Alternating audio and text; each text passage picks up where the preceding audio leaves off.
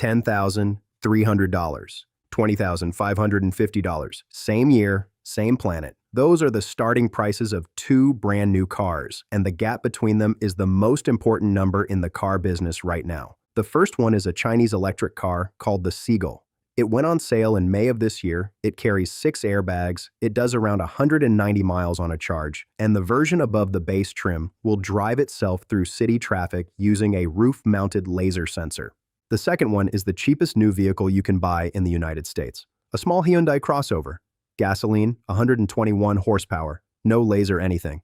I have spent 20 years on the shop floor and put hands on better than 3,000 cars, and I want to be careful here because this is a story that gets told badly in both directions. One version says the Chinese figured out how to build cars for nothing and the American industry is finished. The other says those cars are junk. They would never pass a crash test here, and the price is a mirage. Neither one is right, and the actual answer explains something about your own last car payment that nobody at a dealership is ever going to walk you through. Because the question is not whether a $10,000 car exists. It does. It sold nearly 500,000 units last year. The question is what happened to yours. Let me give you the numbers, in order, because the order is the whole story. The average new vehicle transaction price in this country was $49,758 in June, according to Kelley Blue Book. The average payment on a financed new car sat at $763 a month. Now go down the ladder. The cheapest new car in America used to be the Nissan Versa, $19,190 for the automatic. Nissan ended production in December of 2025, and when it went, it took the last sub-$20,000 new vehicle in this country with it. There is now nothing on any lot in America with a sticker starting with a 1. The floor is the Hyundai Venue at $20,550.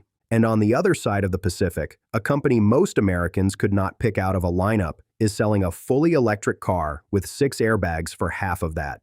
So here is the part I actually want you to sit with. That gap is not a manufacturing miracle. It is not a mystery. Every piece of it is documented, and about half of it has nothing to do with China at all. An engineering firm outside Detroit called Caresoft Global bought a Seagull, shipped it to Michigan, and took the entire thing apart, bolt by bolt. They do this for a living. Their clients are automakers and suppliers who want to know how a competitor built something. They have pulled apart something in the neighborhood of 40 Chinese-built electric cars at this point. The man who ran it, Terry Wojciechowski, used to be the chief engineer on General Motors' full-size pickup trucks. This is not a man predisposed to be impressed by a cheap import. His conclusion was that the car was not cheap. It was efficient. No corners cut where corners would have shown. 6 airbags. Electronic stability control. Brake components he described as good. The interior a mix of hard plastic and soft touch points, and quiet on the road in a way that surprised the people who drove it. He called it a clarion call for the American industry, and he said out loud that he was not sure American automakers could adjust without changing in radical ways. The reasons the car costs what it costs are boring, which is exactly why they matter. The company builds its own batteries. That is the single largest cost in an electric car, and they are not buying it from somebody else at somebody else's margin. They use an iron-based battery chemistry that is cheaper than the nickel and cobalt formulations most Western manufacturers committed to. They make most of the rest of the parts themselves too. Every component you buy from a supplier arrives with that supplier's profit baked into it. Build it in-house, and that profit stays home. Labor costs less. That is real, and I am not going to pretend otherwise. And the car is small, 12.5 feet long, 74 horsepower in the version that firm tore down, a top speed around 80 miles an hour. Add all of that up, and the firm's chief executive said the company still makes money on it, or at minimum breaks even. That is the part that unsettled Detroit. Not that somebody built a cheap car. Anybody can build a cheap car and lose money on it. Somebody built a cheap car and made money on it. If this is the kind of breakdown you want more of, subscribe. This channel takes the money side of the car business apart piece by piece. The pricing, the policy, the decisions that end up on your paperwork 6 months later. Now the obvious question, and it has a specific answer, there are 4 walls between that car and your driveway, and they stack. The first is the tariff. A Chinese-built electric car entering the United States faces 100% duty under Section 301 on top of the 2.5% that applies to any imported passenger car, double the price at the dock before anything else happens. The second is safety certification. Every vehicle sold in this country has to meet the federal motor vehicle safety standards, and those standards are not the same as the ones used in China or Europe. Different crash requirements, different lighting rules, The headlight standard alone is a separate engineering problem from the international one that car was designed around. Meeting them means redesigning parts of the vehicle and then destroying multiple copies of it in crash testing to prove it. Estimates for that kind of compliance work run from $10,000 to $50,000 per vehicle for a small importer, and that is before you have sold a single unit. The third is emissions and environmental certification, which is its own process with its own agency. And the fourth is the newest one. The Commerce Department has moved to bar Chinese vehicle software from American roads beginning in 2027 and Chinese hardware beginning in 2030. That rule does not name the company. It does not have to. A modern electric car is a connected vehicle by definition, and a connected vehicle running Chinese software is exactly what the rule describes. So the honest arithmetic on importing one yourself, the tariff doubles it, compliance adds 5 figures, shipping and customs add more, and the software rule closes the door behind all of it. The car that costs $10,300 in Shenzhen does not cost $10,300 here. It costs somewhere north of 30, and in a few years, it will not be legal to register. Which brings us to the argument I owe you, because this is where a lot of channels stop and let you draw the wrong conclusion.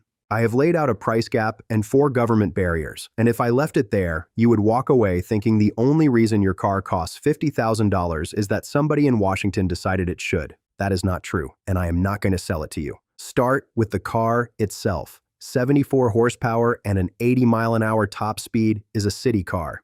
It is not merging onto an interstate with a full load and a headwind, and it is not what the American market buys. Trucks and sport utility vehicles are better than 3/4 of new vehicle sales in this country. A 12.5-foot electric hatchback is not competing for that buyer. It is competing for a buyer who mostly does not exist here anymore. Second, some of that compliance cost is not bureaucratic waste, it is a crash standard. American roads have more large vehicles on them than Chinese roads do, and a small car sharing a highway with full-size pickups is a different physics problem than the same car in Shenzhen traffic. Reasonable people can argue about where the line belongs, but the line is not arbitrary, and a car engineered to a different standard is genuinely a different car. Third, and this is the one that gets left out entirely, a trade group warned that low-cost Chinese electric vehicles arriving in America could be an extinction-level event for the domestic auto industry. That is their phrasing, and it is self-interested, but it is not obviously wrong. There are hundreds of thousands of American jobs downstream of that industry, in assembly, in supply, in the dealership 2 towns over. Whether protecting those jobs is worth what it costs you at the sticker is a real political question, and reasonable people land on both sides of it. I am not going to tell you which side you should be on. That is your call, and you have your own opinions about it. Fourth, the scale story is more modest than the headlines suggest. That company sold roughly 4.6 million vehicles worldwide last year. That put it 6th. Toyota sold 11.3 million and has now been first for 6 years running. The chairman told shareholders in June that he intends to take the top spot within 5 years, which would require roughly doubling volume while the leader stands still. He may do it. He has not done it yet, and I am not in the business of predicting. So, no. The gap between 10,000 and 20,000 is not all policy, and it is not all margin. A meaningful piece of it is a genuinely different vehicle built for a genuinely different road. But it is not none of it either, and that is the part worth your attention. Here is where it lands in your driveway, and it has nothing to do with whether a Chinese car ever shows up on a lot near you. The bottom of the American new car market has been abandoned. In December of 2017, there were 36 models on sale in this country, priced at $25,000 or less. 5 years later, there were 10. I want to walk you through how that happened, because it did not happen all at once, and it did not make the news. It happened one discontinuation notice at a time, and each one on its own looked like nothing. Go back to the 2019 model year. Cars.com counted 11 vehicles in the under $20,000 segment. 11 real choices for somebody who needed basic transportation with a warranty on it. At the end of that year, Ford ended the Fiesta. The Chevrolet Cruze went at the same time. After the 2020 model year, 3 more. The Honda Fit, the Toyota Yaris, both the hatchback and the sedan, the Chevrolet Sonic. After 2022, the Hyundai Accent. The Chevrolet Spark went the same year, and the Spark had been the cheapest car in America for several years running. The Kia Rio did not come back for 2024. The Mitsubishi Mirage made it through that model year, and then it was done too, which left the Versa standing alone. For the 2025 model year, 1 car, 1 vehicle in the entire American market with a sticker under $20,000, and Nissan ended production of it in December. Count that list again. Fiesta, Cruze, Fit, Yaris, Sonic, Accent, Spark, Rio, Mirage, Versa. I would guess 2 or 3 of those were cars you owned, or your kid drove, or you looked at seriously the last time you were shopping. That is not a niche segment quietly rationalizing. That is the entire bottom of the market closing over about 6 years. And it did not happen because Americans stopped wanting cheap cars. It happened because manufacturers make more money per unit on a $45,000 crossover than on an $18,000 sedan. And when interest rates climbed and tariffs landed on parts, the thin margin end of the lineup was the first thing cut.